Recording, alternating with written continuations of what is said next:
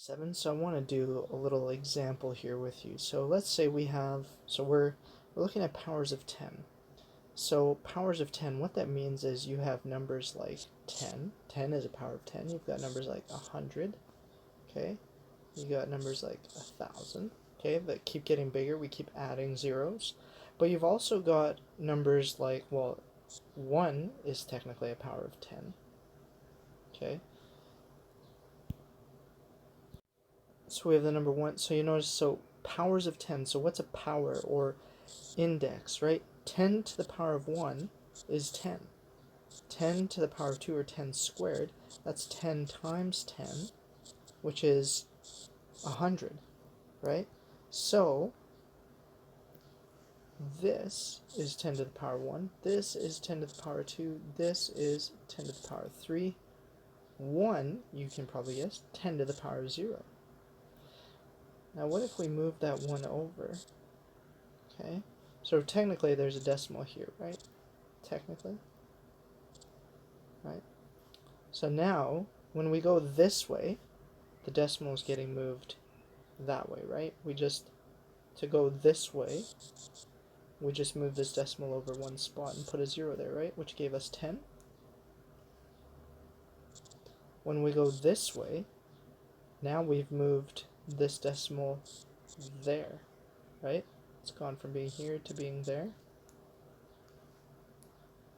Okay, so this is 10 to the power of negative 1. What do we think 10 to the power of negative 2 is? Well, it's going to be 0.01, right? 10 to the negative 3, 0.001. Okay? Now what I want us to look at is if we go, let's say I have a number. Let's say I have the number 24. And I go 24 times 10. Well, that's going to be 240. Right? What if I go 24 divided by 10? Well, that's going to be 2.4. Now I want you to notice something interesting.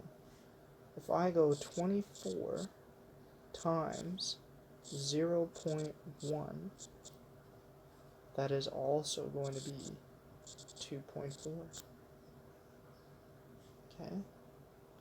If I go 24 times 0.01, that's going to be 0.24. Okay? Alright, so we're just moving these decimal places back and forth, right? It's important. If you go 24 divided by 0.1, okay, we're actually going to be, remember now the sign is switched. Here we did times 0.1, and the decimal will move that way. Now we're doing divide 0.1, so it's actually going to be 240. Okay, so if this is confusing, ask questions. I'm just showing us how we're moving this decimal place around. Okay, so I hope this example helps you. You know what, let's do a little bit more. Okay, let's do the number 3.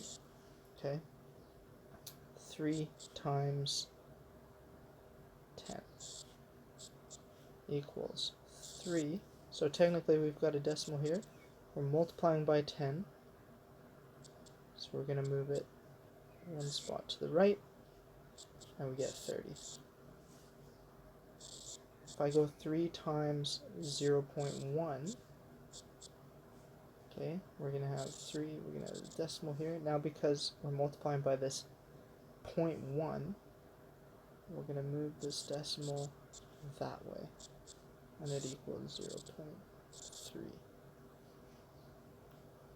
Okay, if I go 3 times 100, it's going to be this decimal, and we've got 2 zeros now, so we're going to move it 1, 2. It gives us 300. If I've got 3 times 0.01, okay, so we've got 0.01, we've got 2 decimal places, so I'm going to move it 1, 2 spots. And it's going to be 0.03. And you can use a calculator to check these. Dividing is just moving it the opposite way. So if I had 3 divided by 10, so up here, when it was 3 times 10, we moved it to the right. Now it's 3 divided by 10, so I'm going to move it to the left. Okay. If I had 3 divided by 0.1, up here, when it was multiplied, we moved it to the left, so now, instead of moving it to the left, I'm going to move it to the right. Alright, and you can check this with a calculator, okay? If you don't believe me. Alright.